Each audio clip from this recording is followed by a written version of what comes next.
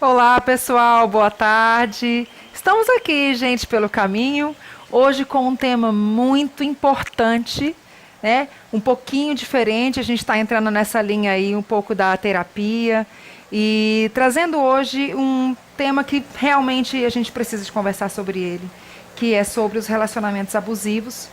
Para falar sobre isso, trouxemos Camila Moraes novamente. Boa tarde, Camila. Boa tarde, gente. Tudo bom? Gratidão pelo convite, Muito nós que agradecemos, nossa. Falei para um monte de gente que a gente ia falar sobre isso. Acho que tem bastante, várias pessoas acompanhando. Porque... Eita, aí dá um frio na barriga. Porque é um tema que a gente precisa de conversar. Isso é verdade. Na verdade, a gente vai fazer um bate-papo. Inara está aqui comigo, pastora Inara, que está aí no caminho aí para se especializar como terapeuta, né, graduanda em psicologia, e que vai estar com a gente aí nesse quadro, afinal de contas, né, muitos anos, né, Inara, de aconselhamento familiar, né? Muitos anos. Boa tarde, é um prazer estar aqui com vocês. E eu acredito que teremos uma tarde bem proveitosa. Com certeza. Pessoal, hoje, de Bendito ao Fruto, aqui Celso Arias. Boa tarde, Celso. Boa tarde, gente. Obrigado mais uma vez pelo convite, né? Nós que agradecemos. Vai ser uma tarde com muito papo bom aqui, hein? Muito papo bom. Papo Boa bastante... música, né? E boa música. E boa música também. A gente estava aqui conversando, o Celso estava passando o violão, aí a gente estava, ai, que delícia, né? Porque o que acontece com a música? Com a arte ela faz as pessoas se abrirem. Então, nos meus treinamentos, cada vez mais a gente tem procurado trazer coisas lúdicas, trazer música, porque se a pessoa está com alguma barreira, ela se abre naquele momento, porque está trabalhando com a emoção dela. Verdade. Né? Se a gente pensar aí nos nossos professores do ensino médio, os que marcaram, os que a gente lembra, são aqueles que proporcionaram uma experiência pra gente, né? Verdade. E é diferente, viu, Celso, quando a gente traz o músico que toca pra gente, que a gente entra nessa tarde trazendo esses temas tão relevantes e quando tem música junto, parece que muda tudo. É, né? E em relação a esse tema que vocês vão abordar hoje, eu trouxe uma música que muita gente pensa que é um significado, que leva ela, tipo assim... leva um significado mais romântico, assim, e no fundo não é romântico. Vai realmente nesse tema da relação abusiva, da relação de dominação, sabe? É uma música que vocês vão falar, ué, mas... Bacana. Olha, nem combinamos, deu certinho. Eu lembrei agora do caminho, eu falei, posso tocar essa música. Que massa, que legal. Então, Você pode começar. pode começar com ela? Pensei nisso, sabia? Normalmente Já vamos abrir o debate com música. Normalmente eles pedem essa música pra mim, assim, tipo, em abertura de casamento, assim, e eu falo... Bom, pelo menos porque cada música que a gente toca, música em geral, assim, a gente dá uma estudada na letra, vê do que fala, e, né? E normalmente tem, tipo, Flor de Lis, né, do Djavan, que é sobre, né, uma tristeza dele que virou um sambinha, assim, que todo mundo, que legal, né? Mas, na verdade, a história é toda de... É uma letra bem triste, né? Vamos lá, então. A música é Every Breath You Take, do The Police. Every breath you take, every move you make, every bound you break, every step you take, I'll be watching you. Every single day, every word you say, every game you play, every night you stay, I'll be watching you. Oh, can't you see? You belong to me. My good heart aches with every step you take, every move you make, every vow you break, every smile you fake, every claim you stake, I'll be watching you. Ooh, ooh, ooh, I'll be watching you. Agora explica, né? Agora ficamos todas curiosas. É que assim, na letra assim, every breath you take, né? Cada suspiro que você der, né? É quase uma perseguição, né? É uma perseguição. É uma perseguição. Ele tá falando, tipo, cada movimento que você fizer, cada passo que você der, eu vou estar, tipo, controlando olhando, você. vendo, tipo vou tá... assim, se você ouve, parece que, tipo assim, tá me cuidando. Romântico, né? Deus é mais. Interessante, eu nunca tinha... Que a melodia é bonita, você vai Não, ela é se toda, envolvendo. né? Ela é toda bem Aí, trabalhada. depois que você falou, eu associei isso com o que vocês vão trabalhar hoje, e aí na hora que você foi cantando, que eu fui fazendo aqui E eu, rapaz, esse cara tá perseguindo essa mulher aí, é um paranoico. É mesmo, é uma assim, obsessão por ela. Né? Todo dia, toda palavra que você dizer, todo jogo que você fizer, toda noite que você ficar aqui, I'll be watching you, vou ficar olhando pra você. Tipo assim, tudo que ela fizer, ele vai estar ali. Uhum. Tipo, a música soa, né? E aí a gente... Tão linda, assim, né? Mas ela é totalmente dominante, a letra. A música é totalmente assim, você é minha. E até o Sting fala, que escreveu a música, fala assim, nossa, eu não entendo porque as pessoas levam essa música para um casamento, né? Que a música, quando eu escrevi, era para falar sobre isso, uma relação de eu mando você, eu domino você. Tanto mulher para o homem como... Né? Você pertence a mim, né? Tem uma parte isso, você pertence a mim. You belong to me. Você não sabia que você belong to me? Você não sabia que você pertence a mim? Que horror. Tem uma apropriação do outro, né? Tomando posse do outro. Eu vou até sair um pouquinho do roteiro aqui. Interessante. Porque parece que isso não está acontecendo na sociedade, as pessoas acham bonito, assim, nossa. Exatamente. Por que isso bom, que ele me ama.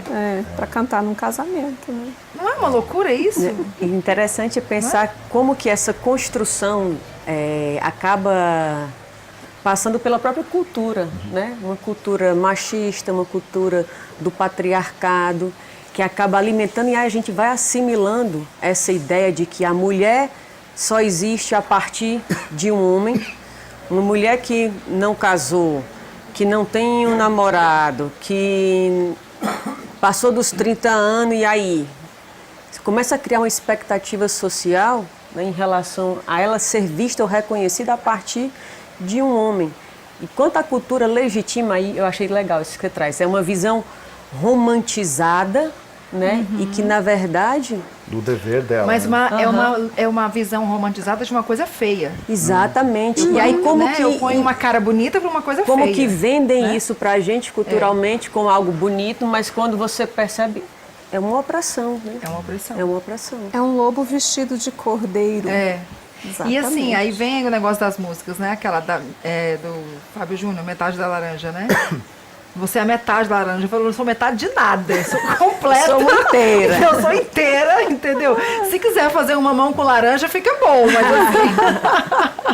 assim, só a laranja é bom também. É uma loucura. Isso aí ficou procurando minha metade. Como assim, gente? Você nasceu pela metade? Tipo, a célula foi partida no meio? A gente veio com a metade, tem que achar outra para poder... E é interessante como tem várias músicas que as letras estão... totalmente marcadas por essa questão do machismo, de romantizar de isso, romantizar, né? Mas tem uma outra, de um sertanejo que é mais recente, que é assim, vai namorar comigo sim, vai por mim, igual nós dois não tem, se reclamar você vai casar também, com comunhão de bens, seu coração é... Sabe, Não, eu sei. Super famosa, né? E muitas mulheres, já com esse olhar mais maduro, né, mais crítico, oxe, como assim? Como assim? Como se fosse uma coerção, né? Impondo o outro, vai assim, se reclamar ainda... Vai ter que casar. E aí joga com essa coisa também romantizada de que toda mulher quer casar, de que tem que casar. Então vai pegando essas crenças sociais que estão aí impostas e junta tudo, a gente vai cantando, vai assimilando, né? Vai vivenciando aquilo sem nem se perceber o que eu estou reproduzindo, o que eu estou falando. Simplesmente entra, né, junto com a manada. Né? E sabe o que é engraçado, Camila? Aproveitar que a Camila está aqui. Que quando você fala que não quer casar, as pessoas olham para você, tipo, você só quer aprontar, só quer... O que tem a ver uma coisa com a outra, né? Qual relação que existe uma coisa com a outra? Só porque eu não quero juntar de novo, que eu já fui casada, juntar de novo nessa escova de dente, morar junto, Eu não sou uma pessoa que não quer um relacionamento sério? Não, eu quero um relacionamento sério. Eu só não quero ficar junto, no mesmo teto. Então, por que essa associação, né? Porque eu não quero casar, então eu não sou séria, sou pegadora, sou né? Tô querendo só festa. Não é isso também. Nem é uma coisa, nem é outra, né? Sim, e a gente vai vendo essas expectativas em relação ao gênero muito distintas entre o que se espera de um papel para a mulher e do que se espera de um papel para o homem.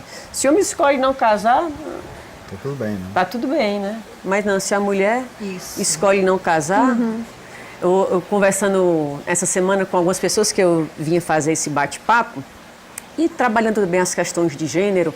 E segunda-feira está tendo um evento ao longo acho que é dessa semana, chamado Pink of Science, que são diferentes, digamos, teóricos, pensadores, discutindo temas de diferentes áreas do conhecimento, filosofia, física, psicologia, num bar, está sendo na Stade Bier. E aí, em segunda-feira, foi uma professora da UNB muito competente, muito bacana, Valesca Zanello. E aí ela foi falar por que as mulheres sofrem tanto com o amor, né? E aí traz toda essa dimensão cultural, né, romantizada do que é o lugar da mulher, das questões de gênero, né, que perpassam o que é esperado que a mulher faça, e aí vem a cultura, a religião, normatizar como que a mulher tem que se comportar, como que o homem tem que se comportar, e legitimando esses papéis de um modo muito cristalizado, e aí a gente tendo que se encaixar dentro dessas expectativas sociais, que passam pela cultura e pela religião. E aí ela vai buscando desconstruir isso, né, nos fazer pensar e refletir, olha, que aprisionamento às vezes até nós mesmos nos colocamos, né, e se liberar disso, dessa opressão social, que acaba acontecendo também dentro dos relacionamentos, acaba trazendo um sofrimento psíquico muito grande, um adoecimento, né? E o que isso tem a ver com amor, gente? Se a gente lê na Bíblia o que significa o amor, não tem nada a ver com nada disso que a gente vê por aí. É benigno, né? É paciente. Não é nada disso que a gente vê. A gente vê essa opressão de, o amor é você estar ali trancado numa cela, entendeu? E aprisionado, e você tem que fazer isso, tem que fazer aquilo, tem que se comportar assim, tem que ser... atendendo a pré-requisitos, a coisas que estão externas a você e não inerentes a gente, né? Muitas das vezes as nossas necessidades mesmo estão em último plano. O que está em jogo é o que se espera, é o que foi desenhado, que tem que ser assim. Então, As imposições externas. As imposições externas, não faz sentido isso. E quando a gente fala em relacionamentos abusivos, a gente traz como se fosse uma definição de que uma relação abusiva é aquela onde existe alguém que exerce ou precisa exercer, tem a necessidade de exercer um poder em relação ao outro. E aí onde vem a questão do controle, da posse, da dominação. Aí eu tenho um dominador e o outro dominado, aquele que tem que ser subserviente. E aí dentro da cultura do patriarcado vem, né, esse homem que domina, que tem o poder, e essa mulher que é subserviente, que está a serviço desse homem. E aí acaba sendo controlada por ele. E aí vai se construindo um relacionamento abusivo na medida em que um detém o poder e tira o poder do outro, né? E aí quando ia pensando sobre o que a gente ia falar aqui, algo que para mim era interessante compartilhar é que todos nós temos o nosso poder e precisamos nos apropriar do nosso poder. Um poder que nos legitima a fazer escolhas na vida, a nos posicionarmos diante do mundo. E isso é pertinente a nós seres humanos. Eu tenho o meu poder. E eu ter o meu poder não quer dizer que eu vá ter que te oprimir, destituir o teu poder, a tua capacidade de escolher, de decidir, de ser independente, de ter a tua autonomia. Porque isso é para todos nós. E aí quando um quer controlar isso dentro da relação, aí a gente começa a pensar, olha, na hora em que eu estou destituindo, deslegitimando o lugar do outro na sua existência, na sua escolha, na sua autonomia, eu estou fazendo uma coerção, eu estou coagindo, eu estou querendo dominar o outro. E aí isso é uma relação saudável? na hora em que eu domino o outro e não permito que o outro seja, que eu olhe para esse outro, que eu reconheça esse outro na sua individualidade, nas suas necessidades. Eu acho que é bacana poder pensar sobre isso, né? A gente vai falar de relacionamentos abusivos e que eu acho interessante também pensar em, então, como que seriam formas saudáveis de se relacionar. Sim. Porque a gente vai, tô até adiantando o que a gente vai falar, né, Camila? É muito legal demais a Camila colocar isso, porque a gente não vê isso não é só nos casamentos ou nos namoros. A gente vê isso nas relações de trabalho, né? A gente vê isso nas relações entre mãe e filho e entre filhos e pais. Porque tem filhos que também que dominam os pais, né? Então, a gente vai chegar lá. Mas, já que já começamos aqui... começamos. O Celso introduziu muito bem aí esse assunto. O que caracteriza um relacionamento abusivo, Camila? Justamente esse exercício do poder em relação ao outro. Então, numa relação onde alguém detém o poder de uma forma rígida, cristalizada em relação ao outro e acaba tendo esses comportamentos de controle, de posse, de dominação, de coerção, a gente começa a identificar aspectos de um relacionamento abusivo. E aí, dentro dessa relação abusiva, a gente pode perceber muitas nuances de como esse controle ele pode aparecer. E aí tem de formas muito, digamos, expressivas, como a agressão, como a violência em si, a agressão física, que eu diria, e formas sutis de violência, por meio de xingamento, de desqualificação, de chantagem, insulto, humilhação. Que não é diretamente a violência física, né? Exato. Que não é uma violência física, é uma violência muitas vezes constante, diária, psicológica, verbal.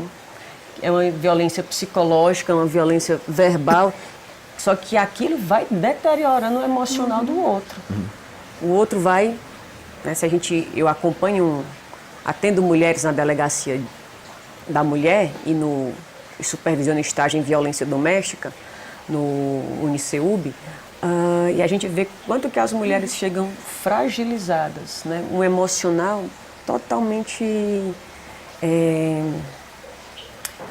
frágil, né, sensível e dependente do outro, porque a gente vai fazendo um trabalho de resgate da autoestima, de desconstrução, né, de crenças que perpassam a questão mesmo da cultura e da religião, um trabalho de empoderamento, ampliando a própria forma delas enxergarem a si mesmas, é quase um resgate de si mesmo, né, diante do que elas foram se perdendo dentro da relação.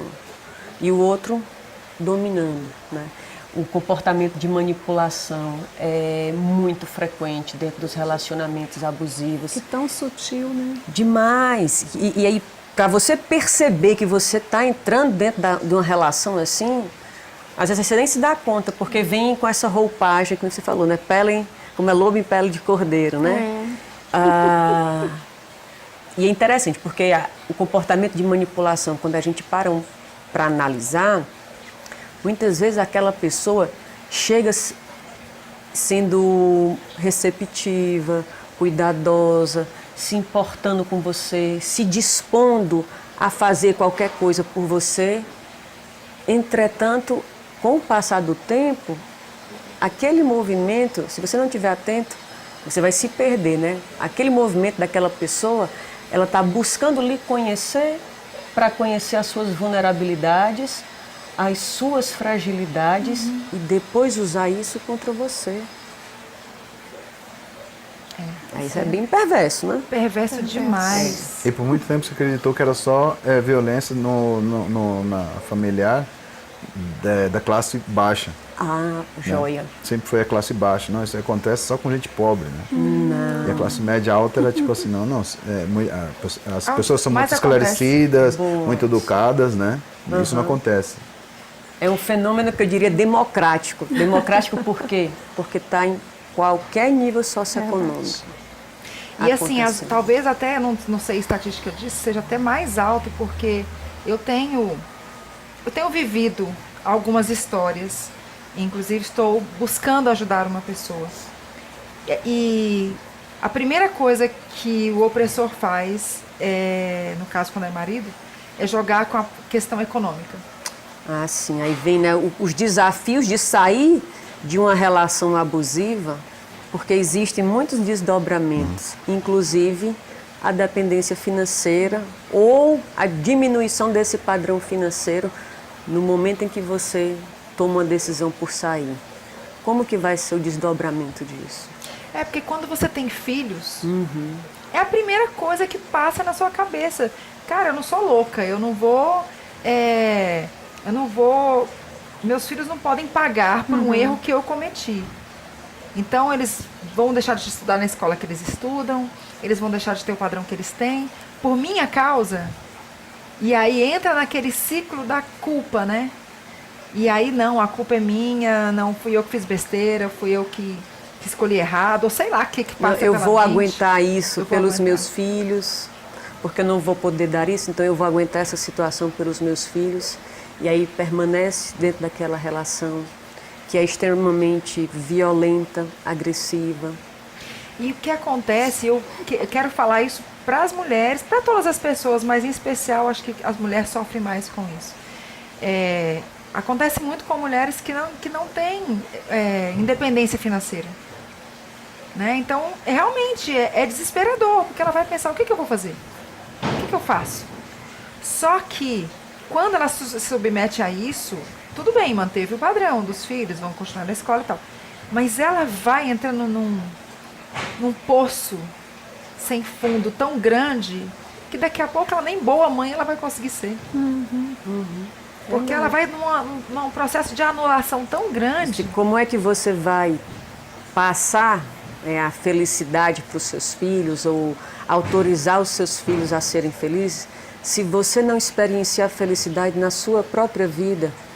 E os filhos te veem triste, os filhos te veem chorando, os filhos te veem, sabe, se definhando. É claro que essas crianças vão sofrer. Talvez elas não sabem como falar, não sabem o que fazer.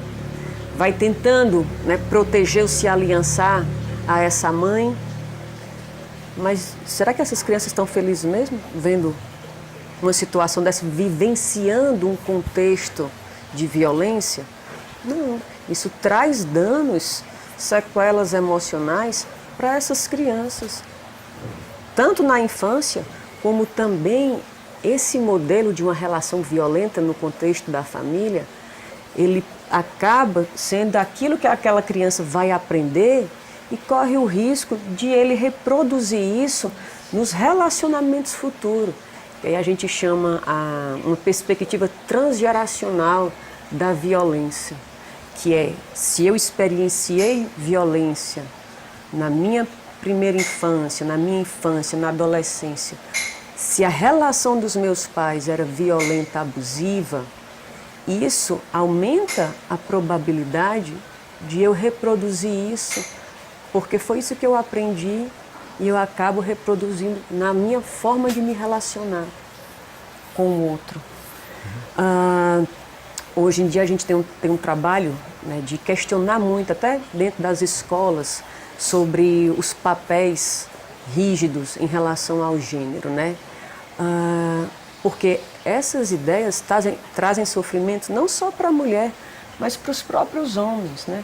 Hoje, quando a gente pega a realidade de Brasília, a gente tem visto que cada vez mais as mulheres ganham melhor, as mulheres têm mais estabilidade financeira, estão ocupando os cargos com mais frequência de concurso público. Consequentemente, os maiores índices de divórcio no Brasil é no DF. Olha como a gente vai vendo o impacto disso dentro da conjugalidade, uma vez que vai se colocando em xeque a relação de poder estabelecida entre o casal. O cara que antes, né, era o manda-chuva, né, quando a mulher começa a se apropriar da sua autonomia, da sua independência financeira, coloca em xeque essa relação e começa a se posicionar, olha, não é assim que eu quero ser tratada. Não é dessa forma que eu quero ser tratada. E aí o homem também precisa se revisitar. E aí muitas mulheres ganhando mais do que os homens e os homens. E aí eu sou o que agora dentro dessa família, dentro dessa relação? Se eu não... Isso me lembrou uma história. Eu tinha terminado de tocar num bar à noite e tal. E a única coisa que eu queria era descansar, assim, que eu tinha passado umas 3 horas tocando sem parar, assim. Eu tava na mesa, assim, bebendo uma água, tentando não pensar em nada, assim. Até que chega alguém, assim, tava relativamente meio alto já de bebida, assim. Pô, legal tuas músicas, cara. Eu vou te falar. Prefiro as mulheres do Rio de Janeiro. Falei, assim, tentando entender. Assim, falei, por quê, né? Ah, não, cara, aqui as mulheres de Brasília só querem trabalhar, ter diploma. Elas querem mandar na casa. As do Rio de Janeiro, não. Elas querem que a gente mande nelas. Vamos pra lá, então. E eu assim, cara... Tá, deixa eu beber minha água aqui, que eu... Sabe quando você tá muito cansado, você não consegue nem raciocinar pra, sabe? Não, beleza, deixa eu... Tá bom. Deixa eu beber minha água Rio de Janeiro. Vai lá, daqui a pouco a gente se encontra, vai, beleza. Mas Camila, hoje, eu estava te interrompendo um pouquinho, eu estava conversando com um amigo meu, que se separou recentemente. E ele me falou que a mulher dele desqualificava muito ele. E ele bancava a casa. Mas mesmo assim, ele se submetia, porque é como você falou, é tão sutil. Vai entrando, é igual o câncer, né, eu acho. Vai entrando, quando você percebe, a coisa está de um tamanho absurdo. Mas entrou, como que entrou? Começou com as desqualificações, com os xingamentos, né? E aí a coisa vai tomando uma dimensão maior, eu imagino que deva. Interessante você colocar isso, que ela... exercia Muito bom. um lugar de poder e de desqualificação. Isso é bacana, porque apesar da gente, quando estuda sobre violência, né, e sobre a violência doméstica, a incidência ser muito maior das mulheres serem vítimas de relacionamento, serem as vítimas nos relacionamentos abusivos, não quer dizer que os homens não sofram. E que eles também não sofram violência dentro do relacionamento, de desqualificação, de xingamento. E tem outra coisa que eu acho muito interessante compartilhar, é que a dinâmica de um relacionamento abusivo, é importante a gente estar atento em que medida ela se retroalimenta. Se retroalimenta como assim? Na hora em que você é violento comigo, que a violência, aí é outro ponto, né? A violência, ela está perpassando a nossa sociedade em todas as instâncias. Sim. E todos os nossos relacionamentos, né? Na hora em que você é violento comigo dentro da relação, em que medida eu devolvo essa violência? Talvez eu, enquanto mulher, não vá devolver na força física. Mas como é que eu acabo também usando de violência para me defender, para me vingar?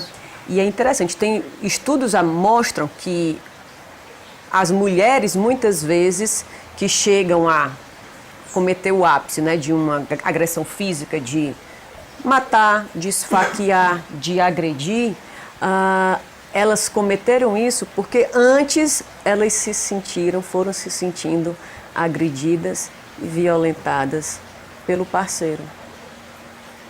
E aí vem a reagir. Então, é interessante a gente também ter uma compreensão de como que a relação ela pode se retroalimentar dentro dessa dinâmica violenta. E aí, tanto a pessoa, um cônjuge como o outro, ou um amigo com uma amiga, ou amigos entre si, relação pais e filhos em que você falou, como que a dinâmica da violência, a forma de se comunicar violenta, ela está presente em qualquer relacionamento que a gente estabeleça. E eu acho que isso é uma visão bem mais ampla do que simplesmente um relacionamento abusivo, no que a gente está trazendo, de algo de se pensar como a gente diminuir e aprender a se relacionar de uma forma não violenta. Porque o que eu vejo, tanto no consultório como em outros lugares de trabalho, é o quanto que, às vezes, é naturalizado a gente se relacionar de uma forma violenta. Sim. Sim. O Homero Reis esteve aqui, ele tava, no dia que ele lançou o livro, Gente Inteligente Se Olha no Espelho, e ele colocou uma coisa que todos os treinamentos que eu faço, eu procuro replicar, porque falou muito comigo. Ele falou que parece que a gente foi criado para se odiar. Porque nunca vi a Inara nunca me viu. Eu olho para a Inara, eu faço um juízo de valor. Com 3 segundos que eu olhei para a Inara, eu já fiz um juízo de valor. É feia, é bonita, é alta, é baixa, é magra, é gorda, é inteligente, é feia. Eu faço... gente, como assim? Eu não conheço a pessoa. E a gente faz isso o tempo inteiro. E se a gente não se perceber fazendo isso, e se a gente não se policiar e falar, opa, peraí, você nem conviveu com a pessoa ainda. Não é só porque ela tem um cabelo diferente, ou ela tem uma voz assim, ou às vezes por causa de nada, a gente faz um juízo de valor. Então ele fala, isso não faz o menor sentido, porque a gente deveria primeiro conviver, conhecer a pessoa, para depois fazer algum julgamento sobre aquela pessoa. Mas não, a gente olha e julga. Né? Já é automático. É automático. É automático. É automático. E aí é interessante, e aí a gente julga a partir das nossas verdades, né? O que é uma coisa extremamente hipócrita, né? E prepotente. Quem disse que o que tu pensa é a única verdade que existe? Então você se coloca já num lugar de superioridade, de ditar o que é a verdade e julgar o outro a partir da sua perspectiva de verdade. Então você já está meio que botando o outro para baixo, né? O que o outro pensa, o que o outro gosta, o que o outro acha, o que o outro escolhe. Isso É. E Não a é gente bom. sempre tá dando pitaco, né? Por que você age dessa maneira? Eu não agiria assim. E assim, eu gravei um vídeo lá no canal da Sinergia falando assim, como que é a verdade para você? Ela é um quadrado, ela é redonda, ela tem que cor?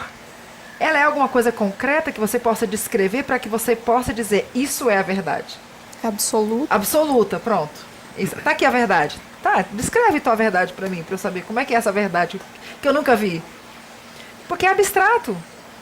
Né? Então, Jesus tinha verdade, mas nós, é como você falou, tem um conceito da programação neurolinguística que fala sobre o mapa de mundo, que nós somos o somatório de tudo que nós vivemos até hoje.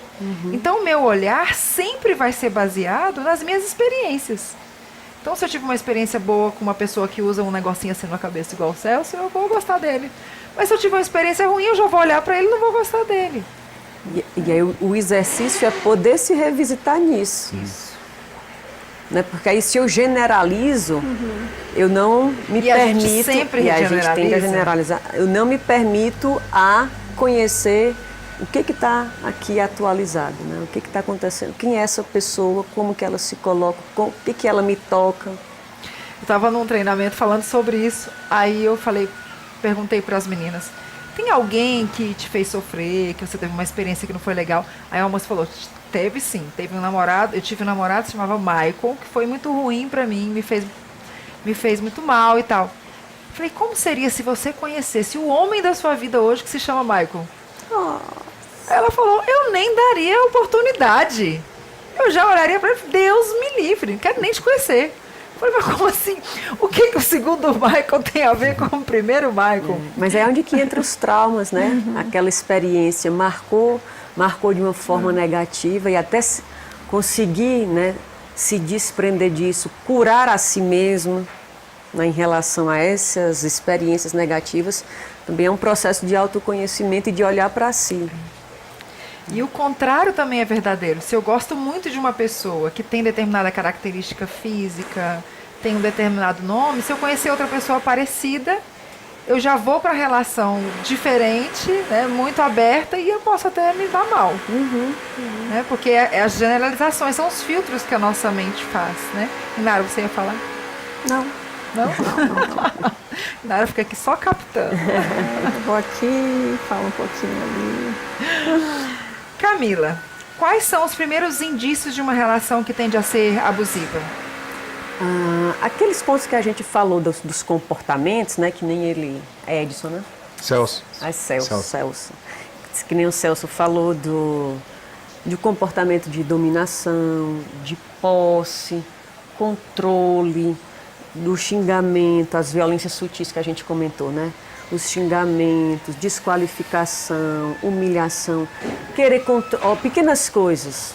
A mulher veste uma roupa e aí o cara diz, não, você não vai com esse vestido curto desse jeito, não. Você já está tirando... Você pode repetir isso, por favor? Você já está tirando, né, a autonomia da pessoa de escolher como ela quer se vestir, de que forma ela quer se vestir. Aí vem novamente como você falou, do caboclinho lá do Rio de Janeiro, né?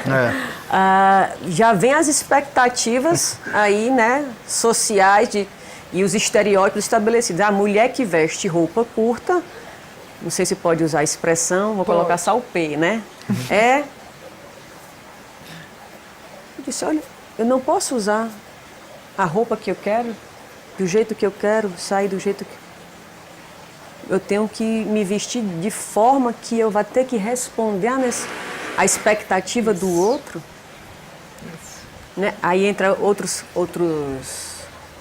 fatores, né? Você anda na rua, tem uma chargezinha uma vez que eu vi, né? Se no dia que uma saia curta saísse caminhando na rua e fosse estrupada, então a culpa é da saia, né? Porque o que a gente escuta muitas vezes é porque o número de estupros que acontecem diariamente é uma coisa absurda. E a justificativa perpassa o quê? Não, mas ela estava vestida assim. Aí está o direito, né, do outro ser um animal irracional. É uma coisa mais absurda um negócio desse. Totalmente machista. Exatamente. E aí eu falo do machismo porque precisa falar de modo aberto, tanto os homens como nós mulheres, estarmos desconstruindo, né, essa visão do machismo, do patriarcado, porque isso causa sofrimento para a gente. Tanto para as mulheres como para os homens. Né? Quantos homens hoje que ganham menos que as mulheres, né, estão numa situação perdido no tempo e espaço de como é que é o meu lugar agora nessa relação? Quem que sou eu? Como se simplesmente ele ter dinheiro, ter carro, ter emprego, isso nomeasse o valor dele enquanto homem, enquanto pessoa. Exatamente. Então acho que é importante falar sobre isso, desconstruir essa visão tão arraigada para a gente pensar e começar a exercer novas formas de estar no mundo e de se relacionar, homem e mulher, esse masculino e esse feminino aí dentro da sociedade. E assim, essa questão do machismo, o que eu observo é que às vezes o cara até gosta da saia curta, na mulher dele, mas ele não quer que ela use por causa do que os outros vão pensar e não por causa do que ele pensa. Isso é mais louco ainda. Eu gosto, eu curto, acho legal, mas minha família, meus amigos, meus filhos vão pensar isso, aquilo, aquilo outro. Então, assim, é uma escravidão, né, que escraviza os dois. Sim. Né, os dois não têm o direito de ser o que eles gostariam de ser, de se curtirem, né, como do jeito deles. Eu fui uma vez numa festa, há pouco tempo em Paracatu, e eu fiquei chocada porque eu vi um casal assim, descolado, sabe?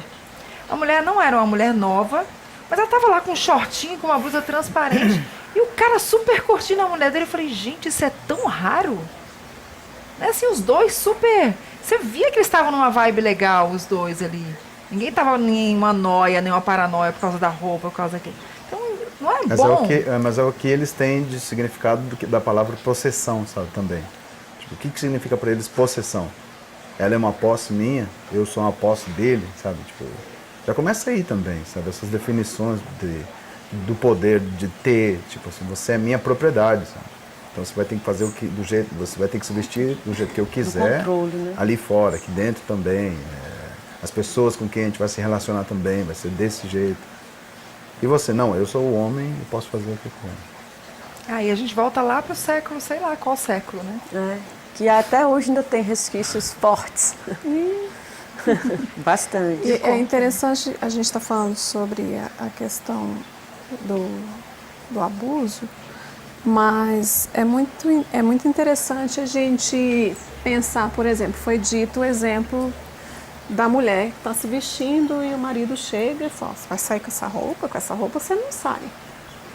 Então a gente vê realmente uma atitude machista que vem de gerações, se não lá, depois que Abel matou Caim.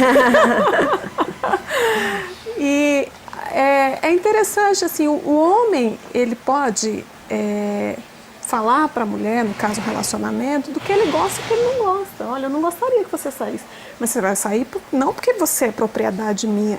Então tem a forma de você falar. A questão da habilidade social. Você não vai colocar a mulher na parede e falar assim, vem aqui, minha senhora, você é propriedade minha, então com essa saia você não sai. Gente, tem tantas maneiras corretas de se fazer isso. Estou dando um exemplo porque a gente citou isso, poderia ser o contrário. Tem alguma coisa que você não gosta no seu marido e você vai chegar, é assim, eu vou impor porque eu não gosto e eu não quero que você faça assim. A gente precisa aprender as habilidades para se relacionar, para que a coisa seja quebrada sem abuso, sem violência. Eu sei que não tem a ver com o assunto, mas tem tudo a ver. A questão de você saber comunicar, até porque vocês decidiram, o casal decidiu constituir família, né, decidiu viver juntos, ter filhos. Então, é a questão que a Camila estava até falando, que mais para frente a gente vai chegar, né, na entrevista, sobre algumas atitudes que a gente precisa ter, porque não adianta só a gente ficar debatendo, né? O que está acontecendo, que isso e aquilo. Tá. O que a gente pode fazer para mudar isso?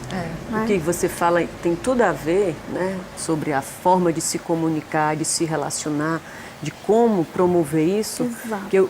Que eu vejo nas situações, entre os casais que eu acompanho, é que as pessoas não sabem como se comunicar, não sabem dialogar, não sabem ouvir e acaba entrando num ciclo vicioso e uma desconexão com o outro, e um ciclo de desentendimento, de uma comunicação adoecida, patológica, que só gera estresse e disputa de poder, né? Só que as pessoas se gostam. Sim. Aí é onde entra a ambivalência da coisa, né? O paradoxo. As pessoas se gostam. Se amam, mas se amam, se curtem, o sexo é maravilhoso, a gente se dá bem no dia a dia, temos objetivos em comuns, mas não consegue conversar. Começa, né, tem a divergência de opinião, seja na educação dos filhos, seja numa forma de pensar algo, e começa a se agredir porque não sabem conversar. E aí, pensando nisso, mas tem afeto, e aí não consegue se desprender porque tem a parte boa também. Muitas das mulheres que experienciam situação de violência, né, voltam com os maridos porque gostam e tem a parte boa do relacionamento. E aí, identificando esses pontos, no semestre passado lá no CEUB, eu propus uma grupoterapia de casais. Olha.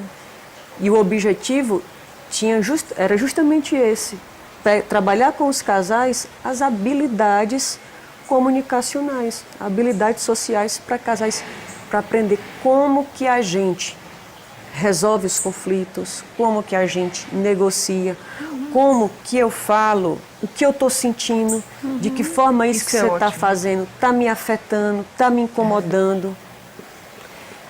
Aprender a comunicar de forma clara, direta, qual é a minha necessidade. Muito bom. E dar abertura para o outro responder sim ou não à minha necessidade. Sim. Porque eu não estou aqui como uma menina birrenta dentro da relação que quer que o outro diga sim a tudo que eu faça. Isso. Tem que aprender a lidar com a frustração. O outro não está ali para responder às minhas necessidades como um todo. Mas muda tudo, né, Camila? Porque Foi muito interessante, Inara, você ter colocado essa questão da comunicação, que é uma das coisas que eu sou bem chata e que eu falo muito também sobre isso, porque eu sou birrenta. Então, eu odeio receber ordem. Odeio. Se me der ordem, cara, eu vou fazer o contrário, você pode ter certeza. Que tipo de ordem que você está falando? Tipo, eu tô dirigindo a pessoa dando palpite. Eu já joguei o carro na contramão. Quem gosta disso? Tem alguém aqui que gosta, tá dirigindo? Não, gente, mas eu sou birrenta. Tô cozinhando, a pessoa tá dando palpite. Ô, meu filho, põe então venha fazer. Venha, por favor. Vou ficar muito feliz de ficar sentada e receber. Aí entra... Nesse negócio, Aí entra a habilidade de comunicar. Nesse negócio eu já sou diferente. Quando alguém fala assim, dá uma olhada na minha comida aqui, eu falo, não, eu não. Né? Tipo, eu não sei em que momento da comida tá esse negócio. Vou colocar mais sal, você vai vir. Assim, o que você fez na comida? Né? Eu tenho uma amiga que eu sempre falo pra ela, tira o imperativo afirmativo da sua vida. Usa outros tempos verbais, tem vários outros. Você poderia? Será que seria possível? Isso faz tanta diferença. Não faz diferença? Muita diferença. A pessoa já fala assim, né? Por favor. E com os filhos poderia ser assim ou não? Com os filhos? É. Claro. Você poderia pegar... Você poderia fazer droga isso? na camiseta dela. Como seria? Não, esses dias em sala de aula. Né? Os filhos dependem, né? Tem hora que não funciona, não. Tem hora que a gente surta mesmo. É aí que a gente está aprendendo a como a gente está educando a eles como se comunicar mais para frente também. Não, mas aí entra... Aí é importante. pode entrar a violência aí também ou não, não é? Claro, com os filhos. Tem. Então, isso que eu quero chegar, né? Tipo assim, a forma como você pede para eles também, né? Claro. É o que você estava falando também daquela construção de como chegar até a forma adulta de comunicação, de pedir as coisas, né? Já começa lá embaixo também. Né? Você colocar limites, deixar limites claros na relação, nos afazeres, nas coisas do dia a dia com a criança, é fundamental para a estrutura psíquica e emocional da criança, ter limites. Agora, a forma com que você vai fazer isso é que vai caracterizar se é uma coisa violenta, agressiva, desrespeitosa. Porque acaba que você está ensinando essa criança a agir, a se relacionar de forma agressiva, desrespeitosa e violenta. Porque dar limite, deixar, isso aqui pode, isso daqui não pode, você pode ser assertivo sem ser agressivo. Olha aí, ó. Né? E a agressão dificilmente ela faz a pessoa responder da forma como você gostaria. Tem aquele livro do Dale Carnegie, né, Como Fazer Amigos e Influenciar Pessoas. Ele fala que a cada vez que a gente aponta uma pessoa, que a gente julga, que a gente aponta um erro da pessoa, o que a pessoa faz? Ela levanta uma barreira gigante e ela passa a justificar tudo que ela fez. Ou seja, não tem um processo educacional. A pessoa não aprende com aquela situação. Ela está armada. Né? Ela se arma e começa a justificar. Toda vez que a gente começa a justificar, acabou. A gente não processa o nosso... Não escuta. E quando você justifica... Pode... Não, quando você justifica, você está falando assim, olha, eu não estou aberto a mudanças. Isso. Você se fecha. Eu bloqueio a escuta. Exato. E na hora que eu bloqueio o canal de escuta, não tem comunicação. Exato. Isso. E a agressão, ela provoca isso nas pessoas. A pessoa só vai se defender. Então, se ela vai se defender, não existe um processo educacional. Ela não vai aprender com aquela situação, ela não vai crescer com aquela situação. Pelo contrário, só vai provocar dor e não vai provocar nada. Talvez positivo. até vá conseguir o que você quer, mas muito mais pelo medo, pela coação, do que mesmo por uma construção de entendimento e de, poxa, isso faz sentido. Eu vou fazer isso porque isso é importante para ti. Deixa eu ir mais para dentro agora, então, assim, tipo, voltando. Agora, é que eu sou muito preocupado com crianças, né, com infância, assim. Eu quero dizer, quando você age de uma forma mais agressiva com uma criança, quer dizer que a criança ela pode crescer te obedecendo por medo. Claro. Não porque gosta de você. Isso. E isso tem preço. Tá? Eu tenho um caso próximo a mim, onde o filho viveu isso a vida toda e agora ele está se rebelando. Agora ele está dizendo não para tudo. Então o preço foi muito alto. E na verdade, assim, essa questão de estar se rebelando, ela depende do ponto de vista, né? ele pode estar se rebelando para os pais. Sim. Mas, na verdade, ele está impondo... Ele está exercendo o poder ele dele. está exercendo o poder dele, a independência de Uhum. que ele é uma pessoa, ele é diferente.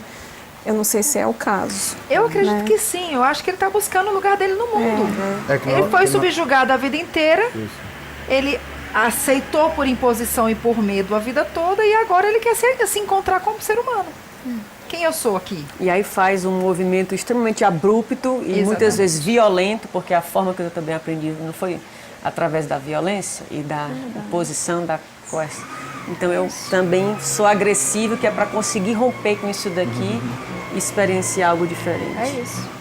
É exatamente isso. E aí os pais ficam assim, mas por que esse menino tá agindo desse eu fiz de jeito? errado, né? Dá vontade de pegar assim um videozinho, olha aqui o que aconteceu, faça um filme. Né? Mas ao mesmo tempo esses pais também tiveram, aí vem toda essa história, por isso que eu comentei que a gente se dar conta de que a violência ela está entranhada na nossa sociedade, na nossa forma de se relacionar, é muito importante, porque vem, séculos e séculos, gerações e gerações.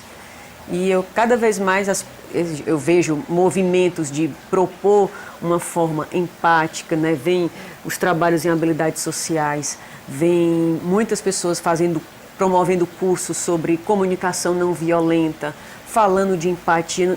Tem um movimento muito intenso nos últimos anos que eu vejo como super saudável, extremamente saudável para, olha, a gente vai mudar essa sociedade, a gente vai abrir um espaço para uma nova consciência, uma nova forma de se relacionar uns com os outros, deixar de nos odiarmos e, consequentemente, odiar um ao outro na nossa forma de interagir. Então, eu vejo movimentos de mudança acontecendo. E aí é interessante a gente propagar, falar, incentivar, comunicar, que é para a coisa tomar um grande... Até aquela falinha da nossa outra vez, né? Para que a luz ela vá se ampliando na nossa tomada de consciência. Eu vejo também esse movimento, Camila, e para mim, eu defino isso de uma forma muito simples. Gentileza. Quando a gente é gentil, né? Gentil no falar, gentil no tratar, gentil no ouvir, né? Que tem hora que a gente não tem que falar, a gente tem que ouvir. Principalmente, mas nós que somos povos latinos, a gente tem muita dificuldade de ouvir. Parece que a gente, né, só tem boca, né? Não veio com o processo. Eu fico lá nos meus treinamentos fazendo a caixinha da comunicação efetiva. Gente, ouve.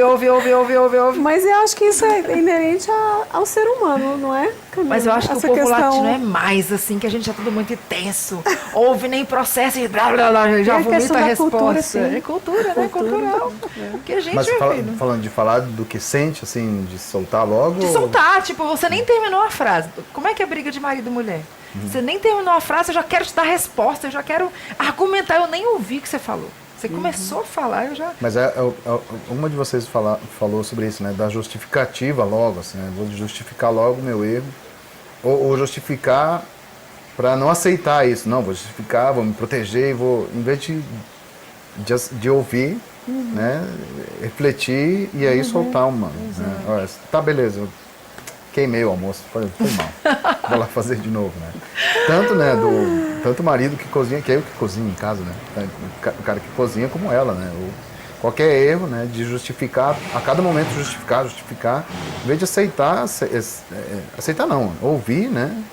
E refletir junto, né? Conversar junto. Não ser aquele embate que vai durar, tipo, você na cama, eu vou lá pro sofá, eu vou lá pra varanda e nunca termina, né? E aquela história sempre de quem tem mais razão, né? É uma Pra que disputa. precisa ter razão sempre, né? Um saco esse negócio E de aí, ter razão por exemplo, sempre. quando acaba no divórcio, por exemplo, né? Quando acaba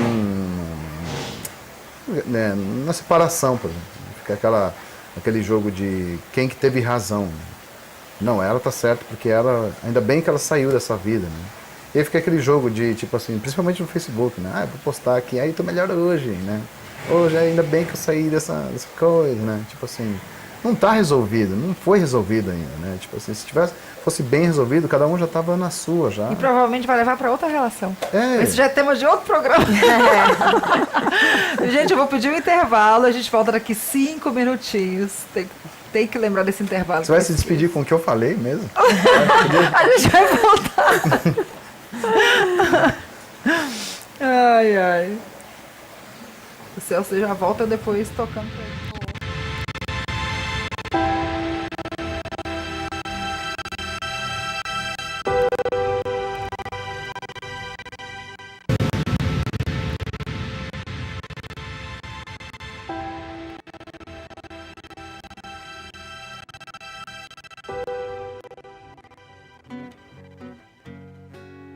Foi em vão fechar os olhos, fingir razão, pobre coração.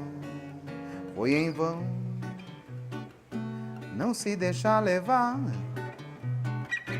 não se deixar gostar, não te desejar. Foi ontem toda a vida.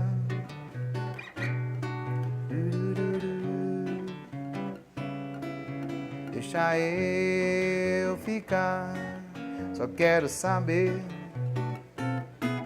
se eu posso viver, se eu posso dizer, te querer.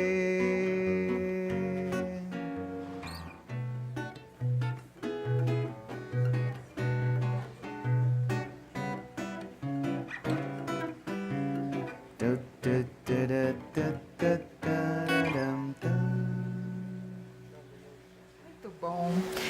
Voltando aqui para a nossa conversa, nosso bate-papo com a Camila Moraes, terapeuta familiar e conjugal. Camila, quem é que sofre com esse relacionamento abusivo? Na verdade, acaba que todos que estão envolvidos sofrem. Tanto as partes que estão ali, né, o agressor e a vítima, ambos sofrem com a situação. Claro que a vítima acaba tendo muito mais, digamos, sendo prejudicada diante do relacionamento abusivo. E as pessoas que estão no entorno também, né? Se é dentro de um casamento, os filhos sofrem, são impactados com aquela exposição constante à violência. Né? Se é num relacionamento de amizade, na própria família também, os parentes acabam sofrendo, porque né, se eu comento com um familiar, com a irmã, você acaba se envolvendo. Então, acaba que a rede que está ali próxima também sofre, é impactada com aquela violência, né? Ainda mais a depender da situação crítica em que as circunstâncias já chegou, né? Que o ciclo da violência já chegou.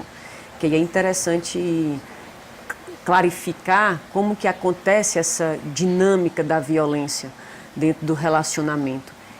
E bacana poder falar que é um relacionamento não só de hétero, tá, gente? Um relacionamento hétero, um relacionamento homoafetivo, isso também é muito presente. O que a gente percebe do ciclo da violência é que acontece uma tensão inicial, um conflito, a divergência ali, a qual o outro, né, aquele que detém o poder, quer controlar a situação, dominar a situação, acaba tendo essa divergência, esse conflito, essa confusão entre eles. Acontece o episódio agudo da violência em si, que pode ser uma agressão, aí tem os tipos de violência, né? Que pode ser uma agressão, que pode ser uma violência sexual, na qual, se eu tenho posse sobre o seu corpo, né? Se você me pertence, então na hora de dormir eu quero ter relação sexual e você, a mulher, não quer, mas eu quero. E aí acaba forçando uma relação sexual onde não teve anuência do outro, né, da mulher. Isso é uma violência sexual dentro do contexto de casamento. A violência sexual não acontece só fora, acontece dentro do próprio casamento.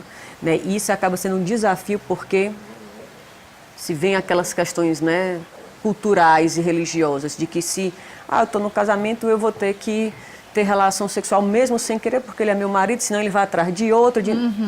E aí, olha, tanto tantas distorções, né? Diante do episódio agudo da violência, depois vem a fase da lua de mel, que a gente chama da lua de mel. Aí vem, passou ali aquele pico, né, da tensão, da raiva, do desentendimento. Aí vem meu amorzinho, ela, não, mas eu errei. Aí tem as desculpas, né, que muitas vezes não vem depois com a mudança de fato, mas naquele momento é o que convém pro agressor, né, fazer, se retrata. Outros não se retratam, mas vai lá, se afeiçoa, se aproxima, faz de conta que nada aconteceu. Então vem a fase da lua de mel. E aí a pessoa continua tocando o bonde da vida. Daqui a pouco vem a tensão, outro episódio de violência, daqui a pouco vem a lua de mel. E aí, dentro dessa dinâmica, o que a gente percebe? A mulher traz justificativas, né, de que não, ele vai mudar, tá vendo? Ele se desculpou. E aí começa a minimizar, desresponsabilizar o agressor, o ofensor, pelos atos que ele fez. Muitas vezes ela acaba trazendo para si, né, a culpa. Não, mas eu podia ter feito diferente, eu podia ter falado. Não, é porque eu acabo confrontando ele mesmo, coisa que não é bacana, então a culpa é minha, fui eu que provoquei isso. Então ela acaba assumindo a responsabilidade, ela que foi a vítima, a pessoa que foi a vítima da situação, acaba se responsabilizando pelo ato do outro e o outro continua naquele lugar intocável, né, de superioridade, de controle, de poder. E o que eu percebo é que esses episódios vão ficando cada vez mais críticos, né? A violência vai ficando cada vez mais aguda, até chegar um momento que pode acontecer. Que aí eu trabalho lá na Delegacia da Mulher, eu faço um trabalho junto com os alunos na Delegacia da Mulher, e muitas vezes o que acaba chegando na situação crítica é a violência física. Mas a violência física é o ápice, digamos assim, né? Na verdade, não é nem o ápice, é a coisa mais visível, na hora que agride fisicamente. Só que tem outros tipos de violência, que a gente comentou no início, mais sutis, né? A outra que eu falei agora, que também é muito grave, né? A sexual.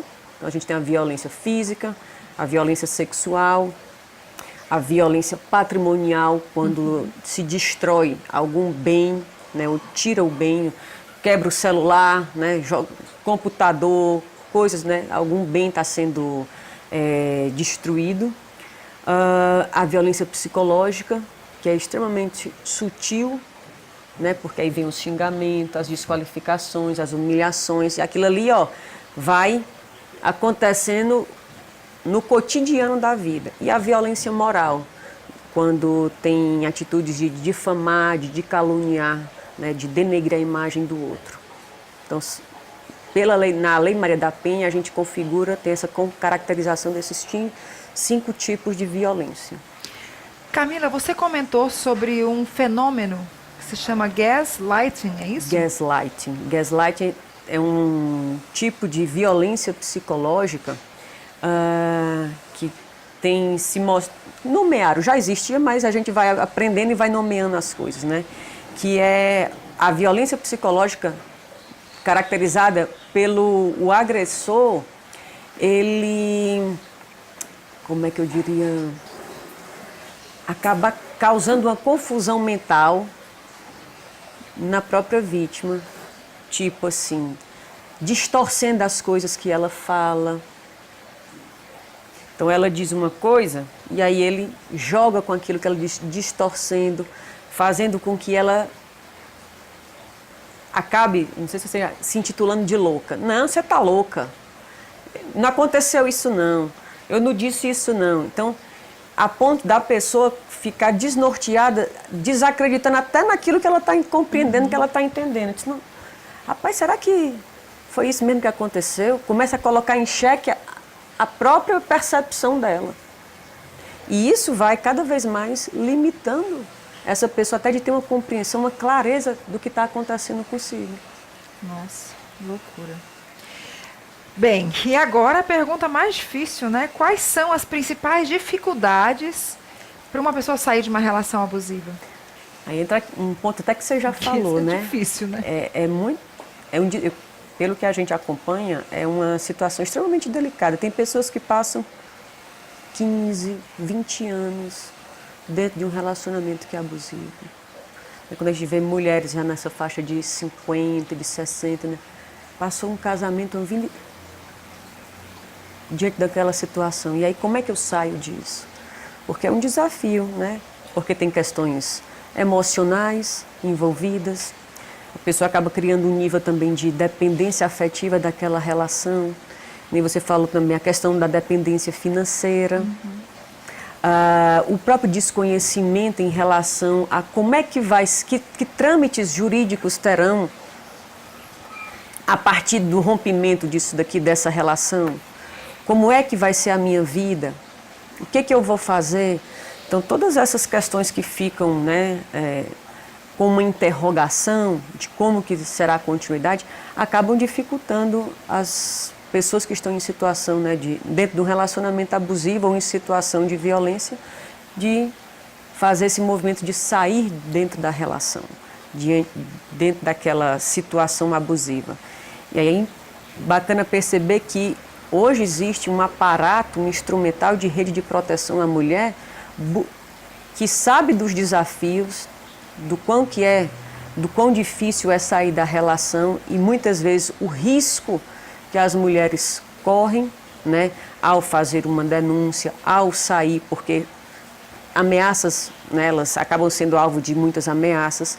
Então hoje tem uma rede de proteção que busca dar suporte a essas mulheres, seja orientação jurídica, seja orientação, aconselhamento psicológico, acompanhamento psicológico, individual ou grupal, né? A gente trabalha grupo de empoderamento feminino, onde as mulheres podem compartilhar as suas experiências, as suas estratégias de enfrentamento diante das situações, para que naquela sinergia do grupo elas consigam ir se fortalecendo para ir resgatando a sua autoestima, a sua capacidade de decisão, a sua autonomia para fazer escolhas mais conscientes, mais firmes.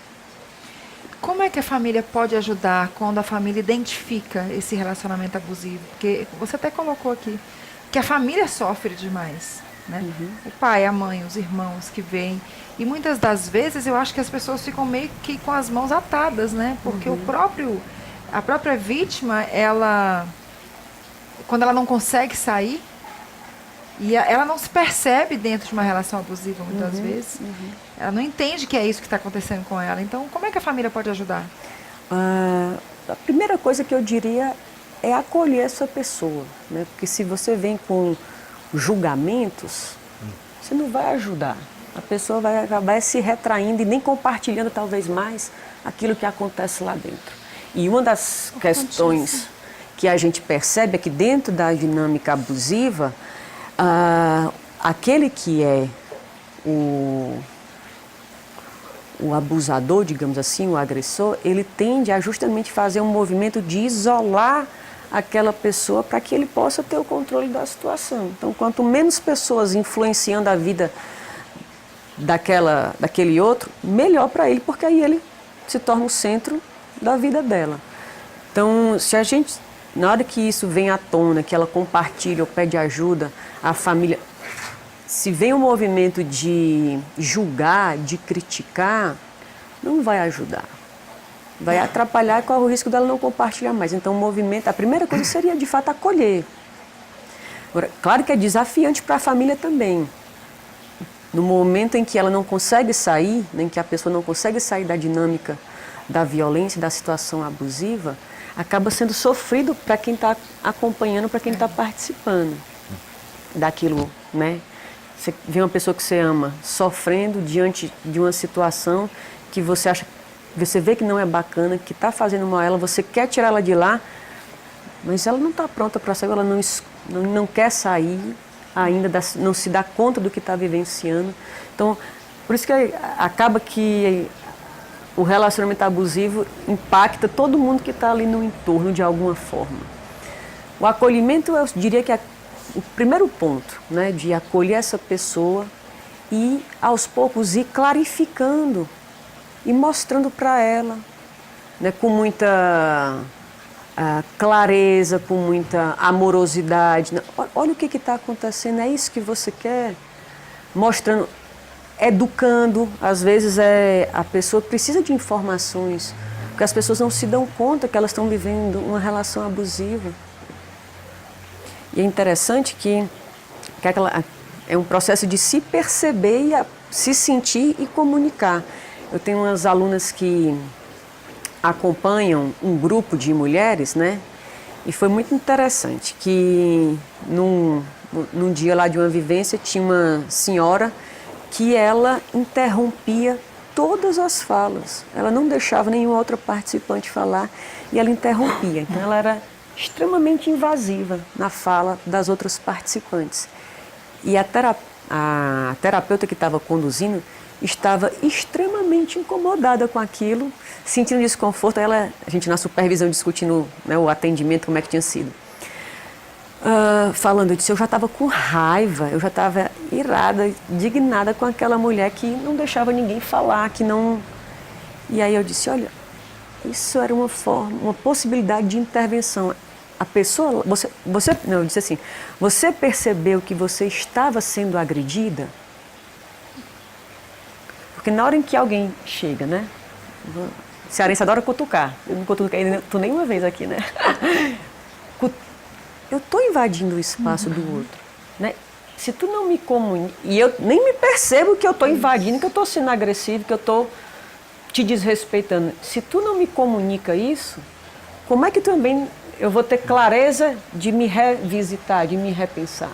É isso que eu ia te perguntar também, por exemplo. Você tem todo identificar o que está acontecendo com a pessoa, acolher a pessoa, né, que está sendo, né, e com o agressor, com a agressora. É importante também trabalhar com a agressora. Você vai lá e conversa. A gente é um desafio, né? Porque a pessoa está numa posição confortável em alguma medida e vem aquilo que a gente conversou também. Esse próprio homem ou esse próprio agressor, ele a agressora é vítima também de uma sociedade que coloca que é preciso ser assim, agir desse jeito. Então a gente tem grupos com autores de violência contra a mulher, ou de ofensores, né? E fazer um trabalho de tomada de consciência, a gente faz grupos reflexivos. Então a proposta não é terapêutica, apesar de ter um efeito terapêutico. A proposta é de construir um espaço de reflexão justamente desses paradigmas estereotipados que a gente tem do patriarcado e do machismo. E ajudá-los a perceber como eles mesmos também sofrem com isso. Né? Quando certas falas, né, que homem não chora, que homem tem que aguentar tudo, né, que homem que tem que bancar a família, e aí na hora que fica desempregado, eu me torno um fracasso, eu me vejo como um lixo enquanto homem, porque eu não...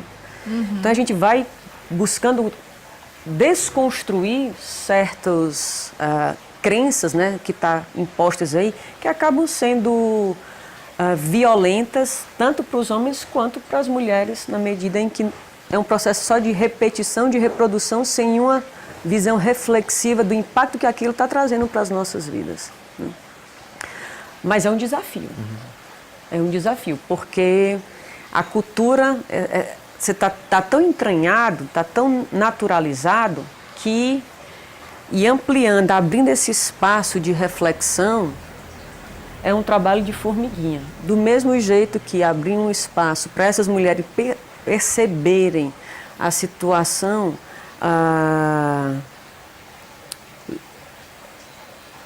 frágil, a situação crítica, a situação, vou usar uma palavra forte, deplorável muitas vezes, né, emocionalmente, que elas estão, né, é um desafio. Mas a gente vai intervindo, cuidando e construindo espaços de reflexão para que isso se amplie outras perspectivas de existir e de perceber o mundo e a si mesmo. Mas é um desafio. É um desafio, mas assim...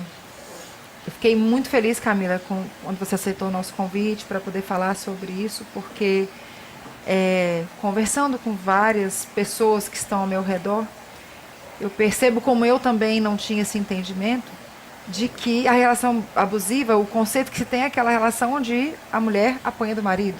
Agressão física. Agressão física, né? E a gente, estudando e aprofundando nesse assunto, a gente percebe, né, a Camila trazendo aqui pra gente, que não é isso. Começa muito antes. A própria lei Maria da Penha, ela prevê muito antes da agressão física, né?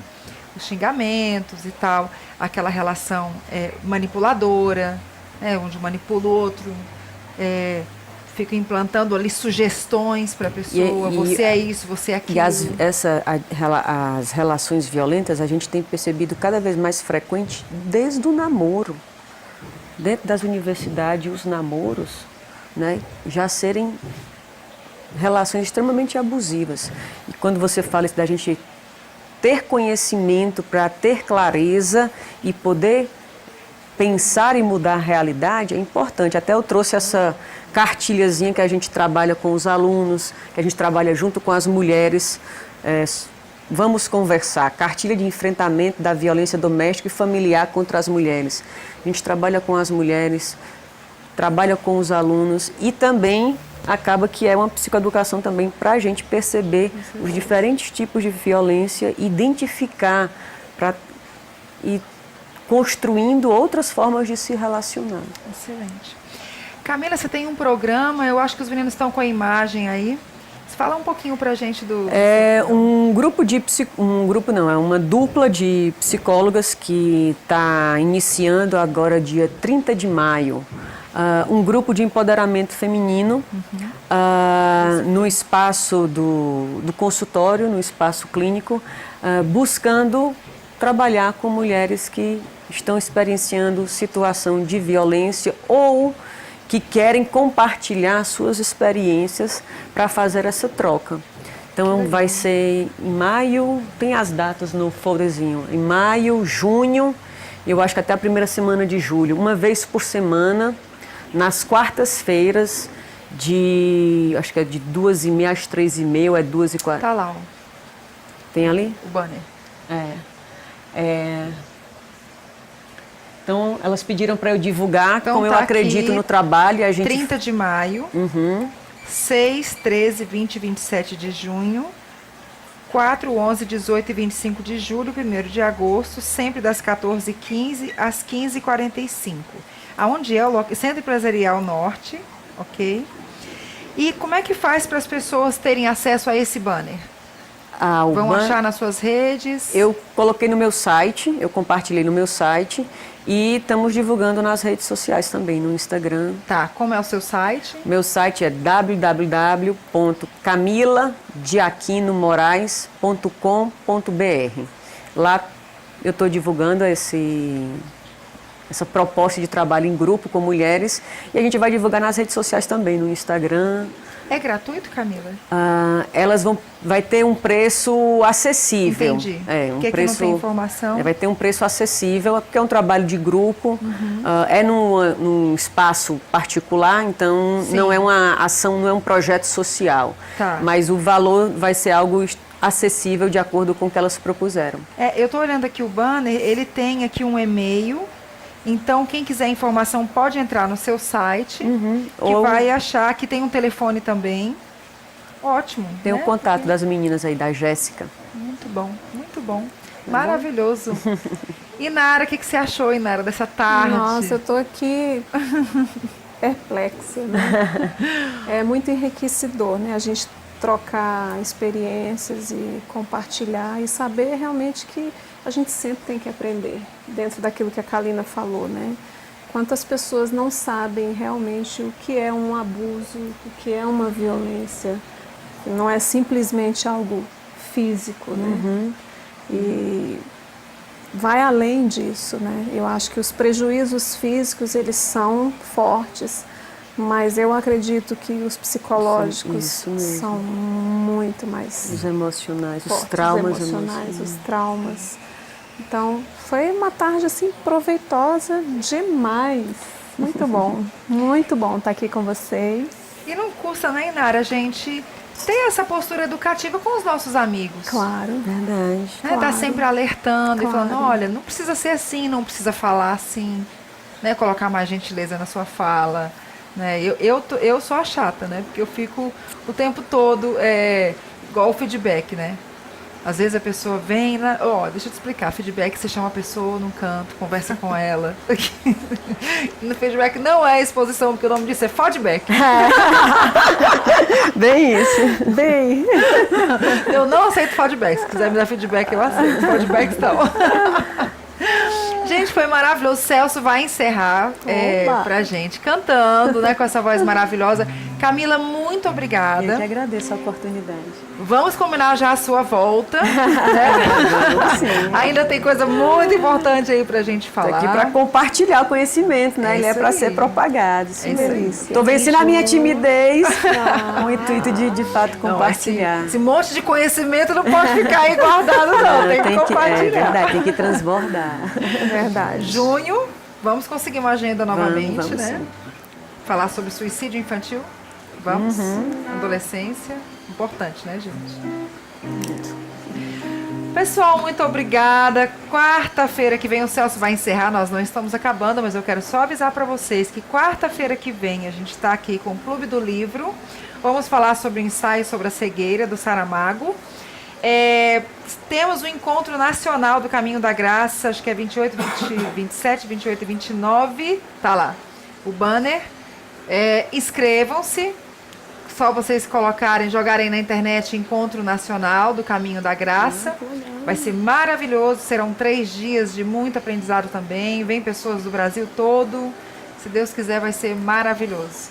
Gente, um beijo, gratidão imensa. Amei, Inara. Joia. Obrigada por ter vindo. Eu que Celso, muito agradeço. obrigada. Obrigado pelo convite, viu? Convite sempre. Venha sempre, está sempre esses temas aí convidado. de... Gostei também da tua presença. Bom demais, né? Bom demais o papo hoje, Ótimo. né? Maravilhoso.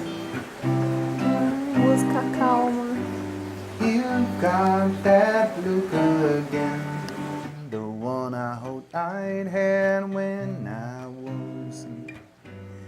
Your face is just beaming, your smile got me boasting, my bones roller coasting rain. Anyways, your pain is controlling. When you haven't laid down for days, oh, no time to be thinking. Then too busy finding a way and I